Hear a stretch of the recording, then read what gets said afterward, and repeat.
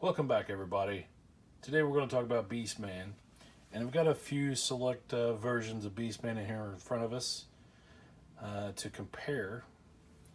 We'll start all the way on our right. We have our vintage Beastman. Now, obviously, this one is missing quite a few pieces. This is typically what you'll find when you come across a loose vintage Beastman. He'll have his chest armor, but he'll be missing, his little upper armor pieces and his whip. These guys don't stand very well. The way the legs are made, these are the same legs that Stratos uses. Not great. He has articulation in the arms. He can move the legs around. And his legs, honestly, are tight. It's just that the way they're made, the positioning of them, you basically got to turn his legs all the way out and balance. You have to bring his arms forward and turn his legs sideways, make him walk like a duck in order to get him to stand up. Does have that spring back action. Now this one doesn't, but the initial releases do. This one's just wore out. I wish I had a better example to give you of the vintage Beastman, but I've just never picked one up. As far as a display piece, I was fine with this. So, in 2020, we got the Origins version of Beastman, and this is fantastic. This was a great replacement for that vintage. You get all your parts. You're not worried about trying to find all the little accessories. He looks just like him. I mean, they even did a good job of recreating that little airbrush blue on the armor. You get that same whip. The face paint's a pretty accurate version. Now, they did do a closed mouth instead of the open mouth. But everything else, the paint apps and everything, it's a very good figure. So let's go into his articulation a little bit, because I just think this guy looks great. You got all that arm rotation, elbow, wrists, the waist, legs, knees, ankle. Just a very, very cool looking figure.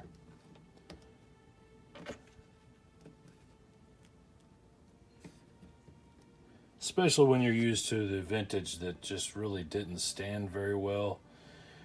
And the way they did the arms, which are the same arms that Stratos uses, the arms are just really long and lanky. And then you have the legs that are squatted and short. This was a great upgrade for your collection. And if you're like me, I particularly display my Origins and keep my vintage put away for safekeeping. So, this is the Lords of Power version of Beastman.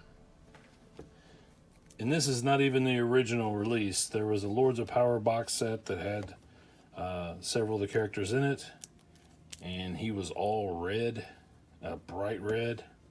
Armor was red and everything. This is basically like a repaint of the Lords of Power version.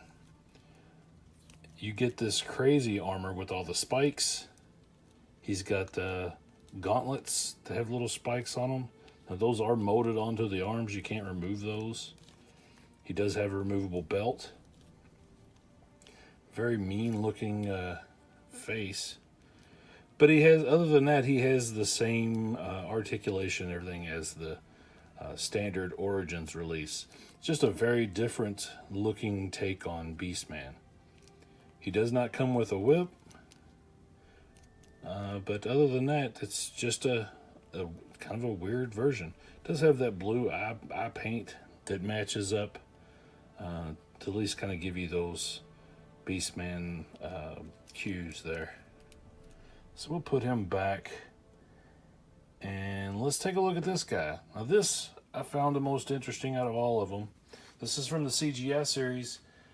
And this is actually one of their deluxe figures. So when we got Beastman, we got a deluxe set. He comes with this bone whip thing. It's kind of weird, but it's huge. And then he has the little translucent piece to put on his hand, like some of the other figures do, to kind of give him that action look. This is probably one of the best ones they've done so far in this line. He's got the articulation at the arms, and you can see he actually can move them quite a bit. Rotate all the way around. He does have rotation at the wrist. You can turn his head a little bit, but the way the head is on there, it's not like you're gonna, you're just kind of rotating it a little bit. It's not really turning it at the neck. He has a little bit of a spring back there. And he can go from side to side and forward with a little bit of an ab crunch. He's got the articulation at the legs, and he can rotate at the foot. Just a real beefy figure. And it's a different look. It's a different look for Beastman. I dig it. If you've seen the series, you know that they go more into his origins, and they show how he becomes Beastman. But I'm not going to get into all that now. I just wanted to show the figures. But I do recommend watching the show. Other than that, there's not really a whole lot else to it. It's just a big, bulky figure that matches up well with the other figures in that line. Just very neat looking. So let's do a quick size comparison, and we'll try to get the most accurate we can on our vintage Beastman. And it's kind of hard to see, but the way he has to squat in order to stand, it just puts him right at basically the 5-inch mark, which makes him a little shorter than some of the others. And we'll try to stand him up straight. This is our origins. He's closer to the 6. And he should be, he's about the same size as the Lords of Power version, so we're not going to worry about measuring him. But let's take a look at our CGI version. Yeah, and he's 3 3/4, closer to the 6. He's a pretty beefy figure. All right, so I got one other figure that I want to bring in. This is the Masters of the WWE Braun Strowman. He's got the upper armor pieces with the spikes. He's got the chest armor with the spikes. He's just got a big monster look about him that's reminiscent of Beastman. Only they went a step further and included the terror claws from Skeletor, which is I found kind of interesting. You take those off.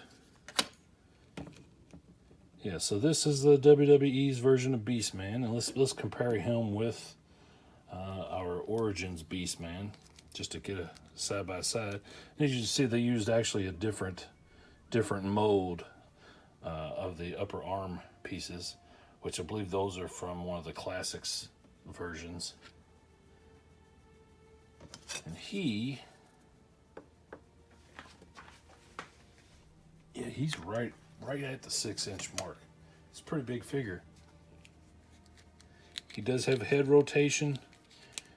A nice little touch. He's got the ponytail in the back. You can remove all these pieces.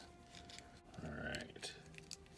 Yeah, so I like the Masters of the WWE Universe figures. I really wish they would have continued the line, but they moved on and started doing their WWE Superstars line, which I've picked up the Ric Flair, and I would love to get him in one of the videos sometime soon. But yeah, for now, this is all I'm going to cover today. And we'll put all these boys back here so you can kind of get a group shot of them. Yeah, it's fun. Fun stuff. Very colorful. I really like the contrasting oranges and reds. I like all that. It's a very colorful group. I appreciate you guys watching, Be sure to like and subscribe. It really does help when you like the videos. So I appreciate that. You guys have a great day. Thanks.